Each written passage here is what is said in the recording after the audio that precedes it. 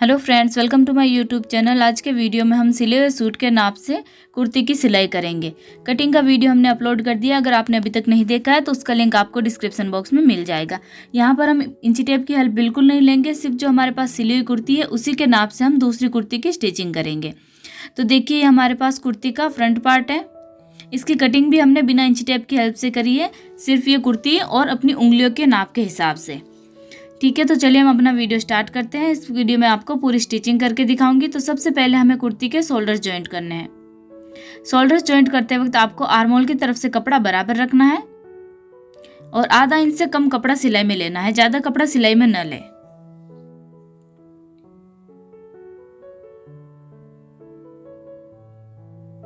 अगर आपको वीडियो अच्छा लगे तो लाइक जरूर कीजिएगा एंड स्टिचिंग का वीडियो पूरा देखने के लिए वीडियो का एंड तक जरूर देखिएगा।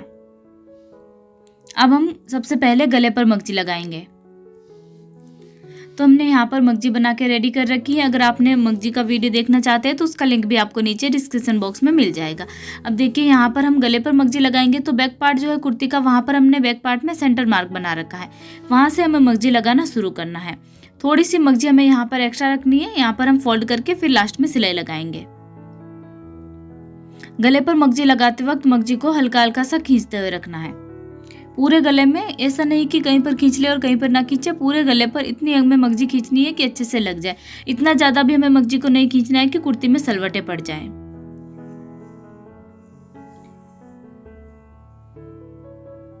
और गले को आप इस तरीके से सीधा करके फिर मगजी ना लगाएं। जैसे इसी शेप है उसी शेप में रखें और फिर इसके ऊपर मगजी लगाएं। कई बार क्या करते हैं कि गले को खींच लेते हैं, सीधा करते हैं और फिर मगजी लगाते हैं, तो वो गलत तरीका होता है। इसके ऊपर भी मैंने डिटेल से वीडियो बना रखा है। आर्म होल पर मगजी किस तरीके से लगानी है और गले पर मगजी किस तरीके से लगानी है, ताकि जो है मगजी में सलवटें ना आए और कुर्ती में भी सलवटें ना आए। अब देखिए, यहाँ पर लास्ट में भी हम थोड़ी सी मगजी एक्स्ट्रा रखेंगे, लगभग 1 इंच, ताकि हम मगजी को फोल्ड करके फिर सिलाई लगा सकें। फिर यहाँ पर दोनों पॉइंट्स को देखिए, जहाँ से हमने सिलाई रोकी थी वहाँ से इनको सिलाई लगाते हुए जॉइंट कर देंगे मगजी को। ये देखिए, कुछ इस तरीके से। हमारे पास कमेंट आया था कि यहाँ पीछे से मगजी है वो सही से नहीं लगती है, जॉइंट निकल जाता है। तो आप इस तरीके से लगाएं, पहले मगजी को गुणे को बराबर मिलाएं, मगजी को बराबर मिलाएं और फिर स्टिच करें। उसके बाद मगजी को एक साइड से फोल्ड करके एक्स्ट्रा मगजी कट कर दीजिए और फोल्ड करके सिलाई लगाएं, ताकि जो जब हम बैक साइड में इसमें धागा डालें तो ये सिलाई वापस से ना निकले। ठीक है, हमने आर्म होल पर हमें मगजी लगानी है। आर्म होल पर मगजी लगाते वक्त आपको जो फ्रंट का आर्म होल है, जो गोलाई वाला हिस्सा है, वहाँ पर हमें मगजी को खींचना है। बाकी ज़रूरत नहीं है मगजी को खींचने की। और जब आप मगजी लगाओ कुर्ती के ऊपर तो आपको ज़्यादा कपड़ा सिलाई में ना ले, आधा इंच से कम कपड़ा आप सिलाई में लीजिएगा। गुणे की पट्टी जब हम दूसरी तरफ फोल्ड करते हैं तो इतनी हमें कपड़ा सिलाई में ले लेना है कि जो गुणे की पट्टी है वो बाहर की ओर ना दिखे जब हम इसे उल्टा करके देखें तो। ये देखिए, जो गोलाई वाला हिस्सा है यहाँ तक हमें मगजी खींचनी है, हल्की हल्की सी, ज़्यादा भी नहीं कि कुर्ती में सलवटें रह जाए। बाकी बैक पार्ट का जो आर्म होल है उसमें मगजी को खींचने की जरूरत नहीं है। दोनों आर्म होल पर इसी तरीके से बराबर नाप की मगजी लगा लीजिए। उसके बाद हम मगजी की फोल्डिंग करेंगे। यहाँ पर मैं आपको मगजी को फोल्ड करने के 3 सिलाई वाला जो तरीका है वो यूज में लूंगी। ठीक है, इसके लिए हमें क्या करना है, बॉबिन में कपड़े के मैचिंग कलर का धागा पिरोना है। अगर आप इस तरीके से नहीं कर पा रहे हो तो 4 सिलाई वाली मगजी भी आप लगा सकते हो। उसमें क्या करते हैं, पहले मगजी को जो हमने फोल्डिंग का कपड़ा एक्स्ट्रा रखा है उसे फोल्ड करके सिलाई लगाते हैं, उसके बाद ऊपर की ओर एक सिलाई लगा देती है। और ये 3 सिलाई वाला जो तरीका है, इसमें हम मगजी को पहले ही फोल्ड कर देते हैं। और मैंने आपको बताया था कि हमने बॉबिन में मैचिंग कलर का धागा लेना है और मगजी को दूसरे हाथ से, एक हाथ में सुई लेनी है और एक हाथ से कपड़े को अंदर की ओर डालना है और सुई की हेल्प से कपड़े को अंदर की ओर डालते जाइए। और जिस हाथ में हमारी सुई रहती है उस हाथ से हमें कपड़े को पकड़ते हुए भी रखना पड़ता है, ताकि जब कपड़े को हम फोल्ड करें मगजी को तो वो जो एक्स्ट्रा फैब्रिक है वो अंदर की तरफ ना जाए। इस तरीके से करते हैं तो हमें एक सिलाई कम लगानी पड़ती है और टाइम भी कम लगता है। लेकिन आपको जो तरीका बेटर लगे आप वो तरीका यूज में ले सकते हो। फिनिशिंग अच्छी आनी चाहिए, कोई भी तरीका आप यूज में लो। इसमें भी देखिए, कपड़े के जो धागे हैं वो बाहर की ओर नहीं आते हैं बिल्कुल भी, और सिलाई जो है बराबर दूरी पर लगनी है। और बाहर की तरफ से भी आप देख सकते हैं कहीं से भी कपड़ा है जो खींचा हुआ सा है, सलवटें नहीं पड़ी है इसमें। तो आप आर्म होल पर और गले पर सभी जगह इस तरीके से अच्छे से फोल्डिंग कर लीजिए। उसके बाद हम कुर्ती की फिटिंग करेंगे। उसके लिए हमें नाप वाली कुर्ती की जरूरत पड़ेगी। ठीक है, हमने देखिए गले पर फोल्डिंग कर ली मगजी की और आर्मोल पर भी अच्छे से फोल्डिंग हो गई है। अब हम पहले कुर्ती के साइड की फिटिंग की स्टिच लगाने से पहले ऐसे ही एक स्टिच लगा देंगे ताकि कपड़ा अच्छे से अटैच हो जाए। उसके बाद हम कुर्ती के नाप से फिर स्टिच लगाएंगे। तो यहाँ पर जितना हमने साइड में कट लगा रखा है उतना कपड़ा मार्जिन में लेते हुए सीधी सिलाई लगा दीजिए। यहाँ तक जहां हमने कट लगा रखा है दोनों साइड इसी तरीके से सिलाई लगा लीजिए।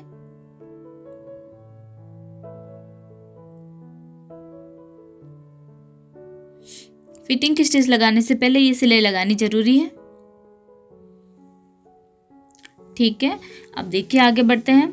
अब देखिए हमें जो नाप वाली कुर्ती है वो लेनी है, जो हमारे पास पहले से रेडी है सिली हुई कुर्ती। उसमें देखना है कि टक्स डाले हुए हैं नहीं। अगर टक्स डाले हुए तो हमें कुर्ती में टक्स डालने हैं, और अगर नहीं डाले तो नहीं डालने हैं।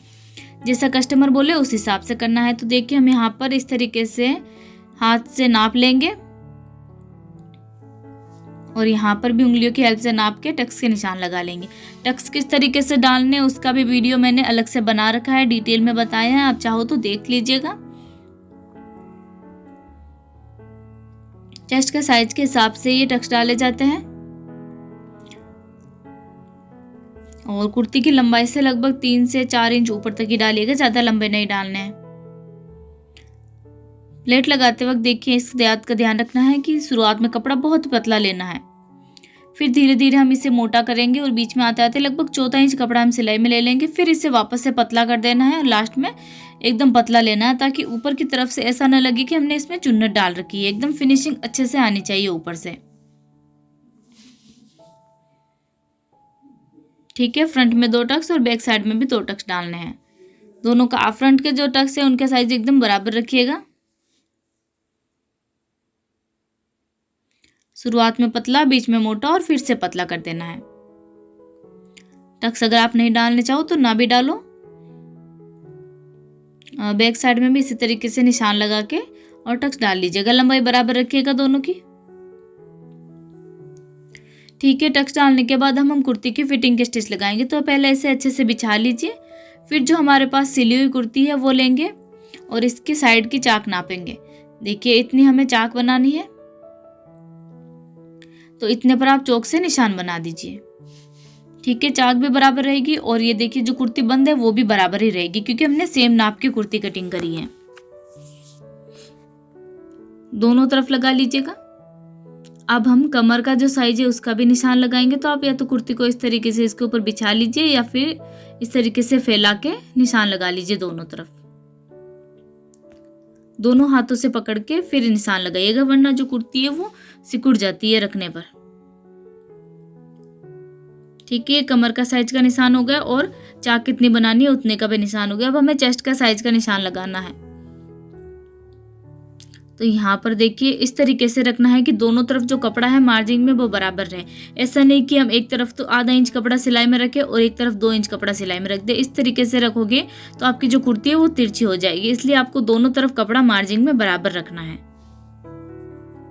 ये देखिए कुर्ती को इस तरीके से फैला के फिर निशान लगाइएगा, वरना आपकी कुर्ती नाप वाली कुर्ती से छोटी हो जाएगी।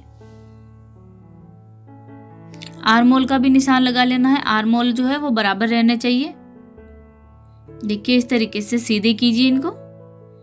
फिर ये कुर्ती को भी इस तरीके से करिए और स्ट्रेच करते हुए इस तरीके से निशान लगा लीजिए।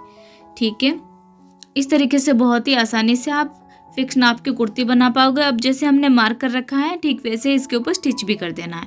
दोनों साइड से भी नाप लीजिएगा कि बराबर है नहीं, एकदम परफेक्ट है। अब हम इसकी स्टिचिंग कर लेते हैं। ठीक है, दोनों तरफ हमने जैसे मार्क किया था ठीक उसी के ऊपर सिलाई लगा दी। अब हम चाक की कटिंग करेंगे। तो हमें नाप वाली कुर्ती लेनी है और यहाँ पर नाप लेना है कि चाक किस तरीके से कितनी है। दोनों तरफ कपड़ा बराबर रखिएगा। बहुत ही सिंपल तरीका मैं आपको दिखा रही हूँ यहाँ पर। इससे आसान तरीका शायद ही कोई बताए। इसमें हमें उंगलियों से भी नापने की जरूरत नहीं है। सीधा हम सिली हुई कुर्ती के नाप से दूसरी कुर्ती स्टिच कर सकते हैं। वरना पहले क्या करते हैं, कोई तो उंगलियों की हेल्प से सिली हुई कुर्ती को नापते हैं, उसके बाद उसी उंगलियों की हेल्प से फिर से दूसरे पर निशान लगाते हैं, फिर कटिंग करते हैं और सिलाई करते हैं। इसमें ज़्यादा टाइम लग जाता है। तो आप इस तरीके से ये तरीका यूज़ में लीजिएगा ताकि आप आसानी से कुर्ती की स्टिचिंग कर सको, कटिंग कर सको और फटाफट भी कर सको। और भी कोई वीडियोज़ अगर आप सिलाई से रिलेटेड देखना चाहते हैं तो हमें कमेंट करके बता सकते हैं। दोनों चाक बराबर कट कीजिएगा और फिर साइड में से भी नाप लीजिए, देखिए बराबर है या नहीं। चारों चाक जो है वो बराबर रहने चाहिए, छोटी बड़ी ना रखें। अगर आप इंची टेप की हेल्प से भी कटिंग कर रहे हो तो भी इस तरीके से ही चाक की कटिंग कीजिएगा। ठीक है, अब हमारा लास्ट काम बचता है इसमें चाक पर मगजी लगाने का, वो भी लगा लेते हैं। उसके बाद हम कुर्ती को नापेंगे कि एकदम बराबर है या नहीं। ठीक है, चाक पर मगजी लगाने के लिए कुर्ती के बैक साइड का हमें कोई सा भी कोना ले लेना है। गुणे को एक साइड में फोल्ड करना है, मगजी 1 इंच एक्स्ट्रा रखते हुए यहाँ पर मगजी लगा देनी है। चाक पर मगजी लगाते वक्त मगजी को बिल्कुल भी खींचना नहीं है।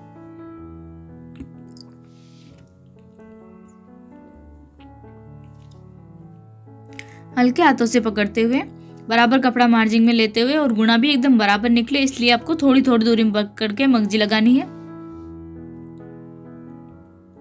देखिए, कोना बनाने के लिए हमें क्या करना है, जितना कपड़ा दूसरी साइड में सिलाई में जाएगा उससे पहले हमें मगजी मशीन रोक देनी है। देखिए, यहाँ तक हमारे सिलाई लगानी है, दूसरी साइड जो कपड़ा जाएगा वहां तक हमें मशीन रोक देनी है।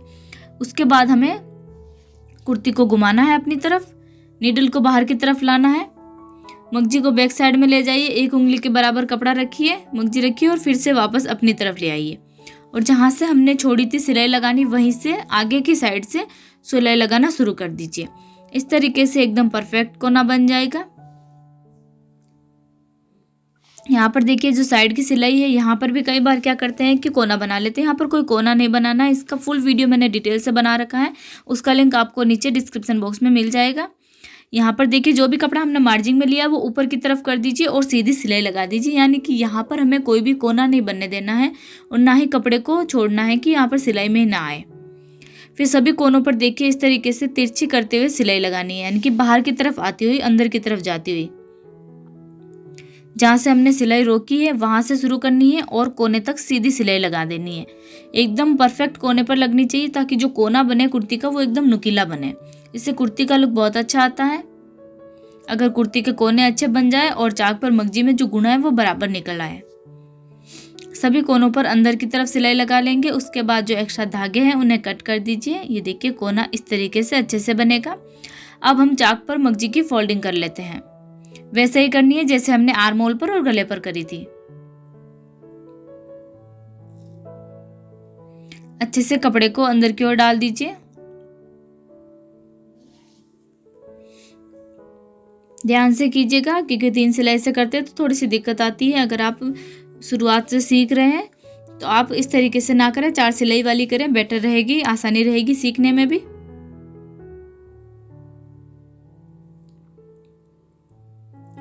इस तरीके से करते हो तो भी कपड़ा जो है वो बाहर की ओर नहीं आता है, अच्छी फिनिशिंग आती है।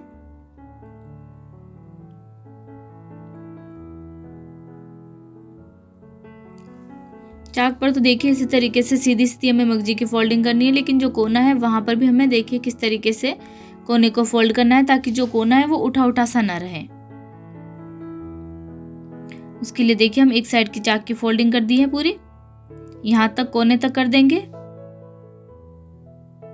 उसके बाद थोड़ा सा पीछे की तरफ ले जाएंगे फुट को, कुर्ती को आगे की तरफ लाएंगे और दूसरी साइड की भी मगजी फोल्ड कर देंगे।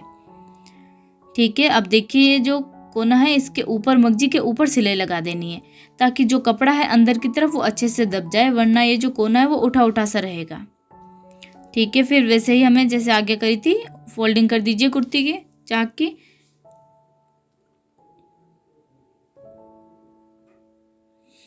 साइड में जो मार्जिन का कपड़ा है उसे एक साइड में करते हुए फिर सिलाई लगाइएगा। ये देखिए हमारी जो कुर्ती है वो पूरी स्टिच होकर रेडी हो गई है। गले में हमने धागा डाल दिया है, धागा डालना जरूरी है वरना मगजी अच्छे से सही नहीं बैठती है और गला भी इधर उधर रहता है। अब हम सिली हुई कुर्ती को इसके ऊपर रखेंगे और नाप लेंगे कि बराबर है या नहीं।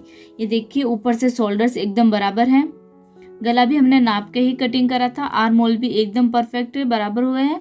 चेस्ट का साइज भी आप देख लीजिए बराबर, कमर भी बराबर है लंबाई में और सब जगह ये कुर्ती एकदम परफेक्ट बनी है। आपको हमारा वीडियो कैसा लगा हमें कमेंट करके ज़रूर बताइएगा और आप भी ज़रूर ट्राई कीजिएगा। बिना इंची टेप की हेल्प से भी आप किसी भी साइज की कुर्ती कटिंग कर सकते हो और बना सकते हो। और कुछ बातों का जरूर ध्यान रखें, फिनिशिंग से सिलाई करें, गुणा अच्छे से निकालें, मगजी में वेलन ना पड़े, इस तरीके से मगजी बनाएं।